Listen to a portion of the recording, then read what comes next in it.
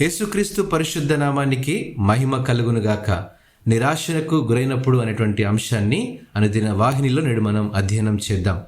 77వ కీర్తన 6వ చరణం ప్రకారము, నేను పాడిన పాట రాత్రియందు జ్ఞాపకము చేసుకొందును, హృదయమున ధ్యానించుకొందును.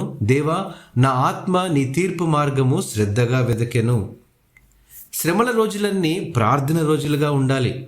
తీవ్రమైన కష్టాల కొలిమిలో ఉన్నప్పుడు, ప్రత్యేకించి దేవుడు మన నుండి వైదొలిగినట్లు అనిపించినప్పుడు మనం ఆయన వైపు తిరగాలి మరియు ఆయనను కనుగొనే వరకు వెతకాలి.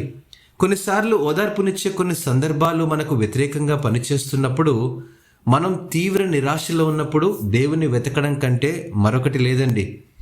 చాలా తరచుగా విశ్వాసి దేవునికి మొర్రపెట్టినప్పుడు మరియు అతను లేదా ఆమె తమ మనవి దేవుడు విన్నట్లు గ్రహించినప్పుడు అది ఆ విశ్వాసికి శాంతియుతమైన హామీని కలుగజేస్తుంది. అయితే కొన్ని సందర్భాల్లో కాకపోయినా కొన్నిసార్లు ప్రత్యేకించి మనం ఎటువంటి మార్పును చూడలేనప్పుడు, కష్టంలో పూర్తిగా మునిగిపోయినప్పుడు దాని నుండి విముక్తి పొందే బదులు దేవుడు మన విజ్ఞాపనలన్నీ విన్నప్పటికీ మన కష్టాల నుండి విడిపించే మార్గం ఇంకా పొందుకోలేని నిరాశ మరింత పెరిగిపోతుంది. ఈ పోరాటాల గమనం దేవునితో మన సంబంధాన్ని కొనసాగించడానికి కొంత దూరం ప్రయాణించిన విశ్వాసికి మాత్రమే అర్థమవుతుంది.